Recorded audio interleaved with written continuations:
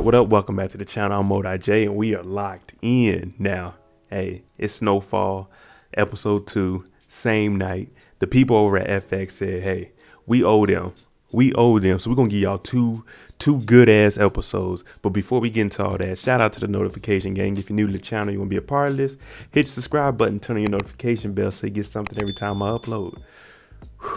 Hit that like button. All right. Now, we know there's a war on our hands. We know it's about to go down. We seen Man Boy, they getting the guns together. We seen Franklin hug his dad. He said he's going to pull out Scully, and they're going to set him up. Let's see how this works. If you know me, I'm not going to hold y'all up. Let's jump into it. This is Snowfall, episode 2. To start the episode off, we got Peaches and a couple of Man Boy's homies. They all in this little shipping crate. You know, like Plies say, in your bushes lurking. That's what they doing. They in here. So they waiting until Scully and his crew come in, and they gonna blip, blap, bap. And it should be that easy where we just go ahead and knock them on off and we go on about our business. Now, Peaches is in charge of the goon squad. We got Franklin sitting out front with his boy Lurk because they waiting. You know, we about to make this deal go on with my boy Scully, but we gonna set them up. So while they're in the crate, Peaches is telling the guy, hey, put that cigarette out, man, and just chill. I'm going to tell y'all when we need to go. Don't just jump out there acting willy-nilly because someone get shot. I'm going to tell you when to go. Just so you can get the mind state of what Scully's in, you know what I'm saying? We had to do a little on the way there so I can get focused, get right. That's how Scully's feeling. But unfortunately for Scully, when you on that white girl, it's going to be messing with your head. Now Scully's all in a different type of vibe. So you already know he's about to be a little bit antsy wherever he going. My boy Scully then hopped out the car. He coked up. He going in the building talking about, let me see some roaches. And he got the damn sniper rifle. If you seen in episode 1, I told you when they got these snipers, nobody in the hood is qualified to be a damn sniper rifle. Nobody is a sniper. No one is qualified to hold that thing. And he coming in like, show me some more roaches. And then, hey, man, he tuned in, so he just felt the vibe was off. But what did he do? He heard the light swing up on the roof. He looked up there and bow! And that's when all hell broke loose. When I tell you all hell broke loose, Man Boy's homie that's smoking in the little shipping crate, he's over here paranoid. They hear the gunshot go off from Scully and they hop out, and I'm talking about the MAC-10 just they shooting, going crazy. Now everybody's dying. People on both sides are getting hit. They were supposed to wait for Scully and them to get further in the building and then jump out, but they jumped out early. We had everybody running around. We don't know if Scully got hit, but we do know that, hey, Franklin and Lurk, they got up out there. They fled the block. They all head back to Auntie's spot. They all head back to the headquarters. Franklin's in there tripping. She's like, oh, where's Jerome? Where's Jerome? Jerome and Peaches, they show up a little bit later. They talk about, man, it's crazy in there. Peaches and the guy hit. Jerome and got messed up. Franklin's like, did anybody hit Scully? Did anybody hit Scully? Because that's what the main objective was, get Scully's crazy ass up out of there. But everyone's like, I don't know. But then Uncle Jerome says, maybe Man Boy had an open shot on him. Hey, hopefully he did it. Now it's an all-out war. We don't know if Scully's dead. So right now, everybody is pretty much in danger. So Franklin has to head back to the house. Uncle Jerome drives him over there. Franklin goes in the house and Jerome starts to open up about what happened in there. And he tells Auntie Louie, look, I shot a dude and I shot him in the head, but it was crazy, but I had to do it to survive. Franklin goes in and talks to his parents and tells them straight up, yeah, we into something, and these people are very, very dangerous. I'm gonna need to get y'all up out of y'all can't stay here. Let's get a change of scenery and go to a hotel or something. But his parents they're like, nah, we're not leaving here. And don't come in here being mad at us because you messed up. You put us in this situation. But we're not leaving. The first time you came to us and you was in trouble, we was there for you. So his parents are pretty much telling him, look, we're going to stick through whatever's going on. And Franklin's trying to convince him, but he eventually gives in. He knows his parents aren't leaving. But that's got to suck knowing that your people are in danger because of something you did. Once Franklin leaves, he got to hit up Leon because everybody know Leon's his boy. Regardless if they got their little differences, everybody knows Leon's his boy. Franklin pages him. Oh man, what does this dude want, man? Leon ain't trying to answer it. And his boy's talking about, hey, how about we just go to Franklin's plug? You know, since we ain't working with Franklin, let's just go to his plug. And Leon, he knows the plug is crazy. And he's like, nah, I'm not working with them, man. Stop bringing it up. Now, they little homie behind him, you see him up at the counter. He's talking about, hey, well, my cousin got a plug with some Mexicans. We can try that. And they're like, man, that stuff stepped on. But the young dude's like, man, we don't know until we try. And we really ain't got no connect right now, so we might as well try. Franklin pulls up over on T's house, and he's, coming over here and talking to her because he know she got some connects out in Inglewood. So he's asking her, hey, some stuff went down, but if you can get over there, could you ask, see if Scully's still living or not? And she makes a valid point. If I start asking if Scully's still living when there was a shootout to try to take his life, it's going to look very, very suspicious. So Franklin's like, man, look, I just need you to do just that little bit for me. If you could do that for me, it'd be a big, big favor. But then he gets ready to get up and dip. But she's like, nah, you're in no condition to leave. Just stay here for the night. And Franklin's like, don't tell nobody. Franklin even calls over to Leon's spot the next day. Hey, where's Leon at? Let me talk to him. But his boy's like, nah, he ain't here. But what you need, I'll leave a message. And he's telling him again, Scully's on the loose. It is a war. Y'all need to watch y'all backs, man, for real, because they ain't playing around out here. Franklin finally gets that meet up with Man Boy. Like, hey, bro, what happened? Tell me what happened. And Man Boy, he cocky, coming up there. Yeah, man, I got him. Had an open shot. I got him. I hit him. He's done. So Franklin's like, are you sure? And Man Boy, yeah, man, I'm sure. So is everything all right? Is everything good? Everything all right? Franklin's like, yeah, it's all good. But you can tell Franklin's looking at him like, man, I don't know if I should believe this dude or not.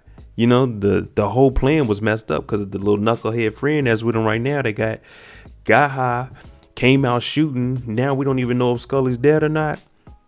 But hey, Man Boy said he got him, so we gotta believe him for now.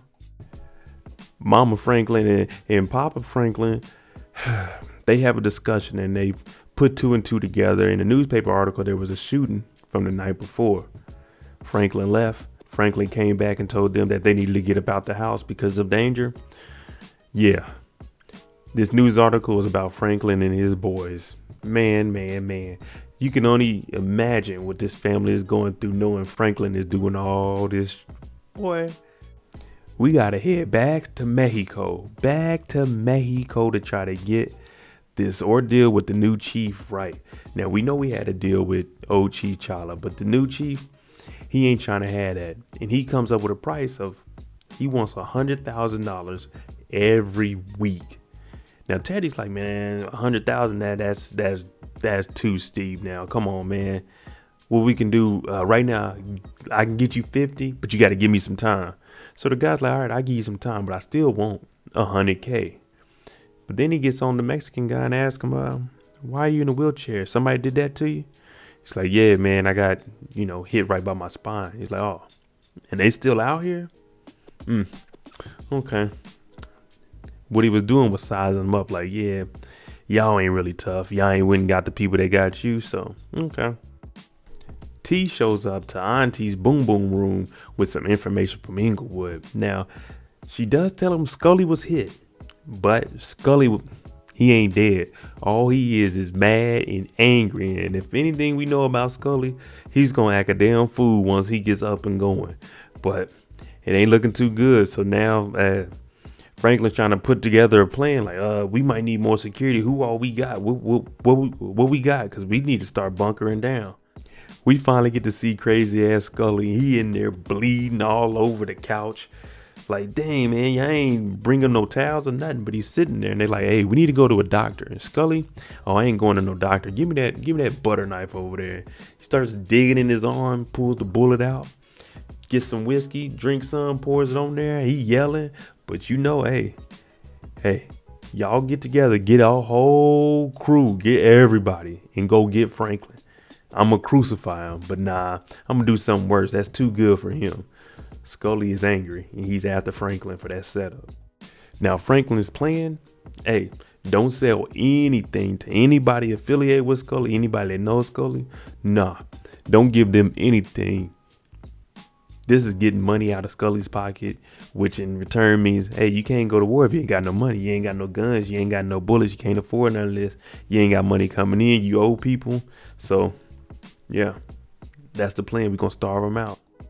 Now, we know Franklin, that mind's rolling and he working behind scenes. What he did, we cut off Scully's supply. We're not going to give him anything. He had to go find it on his own.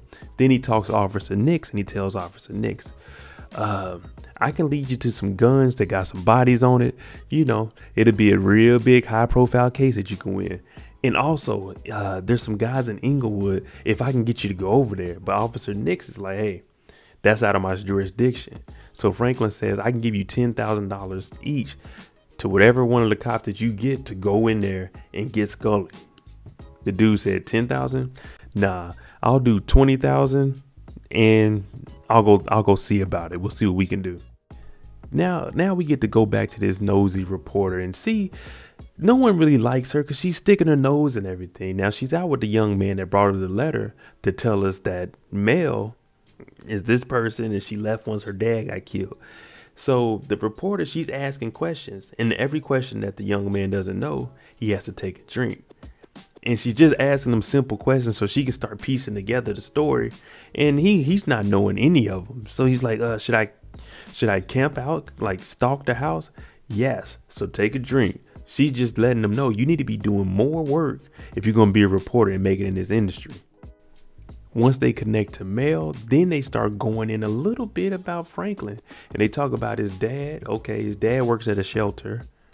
Franklin's a drug dealer. So she's like, he works there while his son is a drug dealer and he has overseas accounts and offshore accounts. What 21-year-old is doing that? So she's starting to piece together. This may be bigger than what we thought it was. We know Gustavo and Teddy, they got a lot on their hands. They got to do $100,000 every single week. Man, it ain't really worth it. So Teddy said, we'll make one payment and then we'll just, stall it out and just see how far we can get without really paying that $100,000. But then he also tells Gustavo, look, I get my connect back. We can start just doing guns. We don't really need the coke game. You know what I'm saying? We get out this yayo, it's less time for what we doing with the drugs. And Gustavo's like, I don't know, man. This is all I know. Leon and his crew going to go see about this guy's cousin. Now they get there and it's a little alley and he's like, yeah, man, this is where he told me to meet him at. The Mexicans, we're going to meet him up.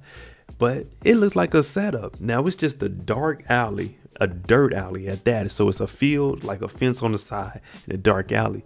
So they tell the young boy, you set this up. Hey, go make it happen. He goes up there. They turn the lights on. But then you start seeing some Mexicans coming down and they start pulling their guns out. So Leon and everybody, they run and hop in the car. Man, they was about to get set up listening to this young boy talking about my cousin got a plug with the Mexicans.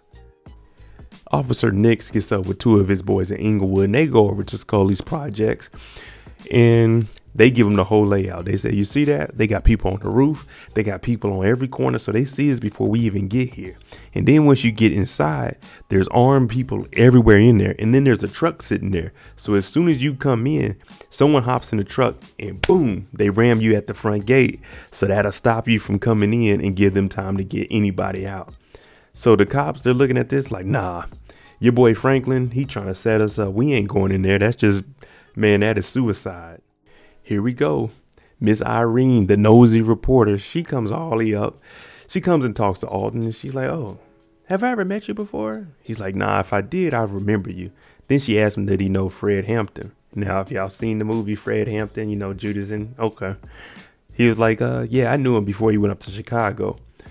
And she's just like, look, here's my card. I see what you're doing here. I want to help out too. Pretty much she's trying to, befriend him and then try to get all this information off of him. Officer Nix, oh, he said to hell with that, Franklin. He goes and meets up with Franklin's dad talking about, look, you his dad, so maybe it'll come different from you. But tell Franklin, he tried to set me up and it's off. You know what I'm saying? We're going to be on his ass now. We ain't doing none of that. And tell him it's double. It's coming from you. Tell him it's double.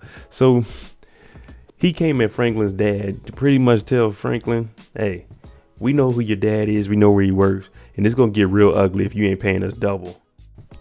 Guess who comes in and saves? Miss Irene comes in. Oh, Officer Nix. She pulls out a little notepad like, oh, am I doing an article on the police? So whenever the media gets around the cops, they always act different. Cell phones are pulled out now. They going to act different. But when the media is there, they going to act right. Or at least they going to try to. We know Franklin's been trying to expand. So he had his mom just looking at different places. Put a bid in here so we can get that spot. Put a bid in here so we can get that spot. But it turns out they've been outbidded. And this man has political influence. So he's going to be able to, all right, hey, those zoning people, nah, don't let them bid on that house. I'm going to get that one. Let me get that. So right now it looks like Franklin, they're losing out. They don't have Scully as he can't supply Scully with nothing. The cops are against him.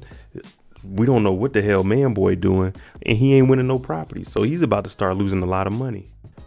Mama Franklin makes a valid point. She's looking at Franklin and she's saying, now I know you've been trying it one way, but that way ain't working. We need to try something else. And they really got Franklin thinking like, man, you might be right. Things are starting to get serious. Remember I told you the chief was sizing him up because he was in a wheelchair? Well, Gustavo pulled up to the house. He's dead. His lady's dead. And on the ground, you see $100,000. That's what he wants every single week to be paid. And Gustavo came in and seen this. So now they know, hey, this new chief, man, he about business. All right, there you go. Episode 2. I told you, man, we couldn't ask for anything better than 2 episodes on the first night. But let me know what y'all think. Do you think Scully's going to get to Franklin before Man-Boy gets to Scully? Let me know what y'all think below. But thanks again for watching. I'm Mo.J. If you like the content on the channel, hit the subscribe button, hit your like button. Thanks for the support. Hey, I'm Mo.J. and I'm out. Jimmy on the beat, boy.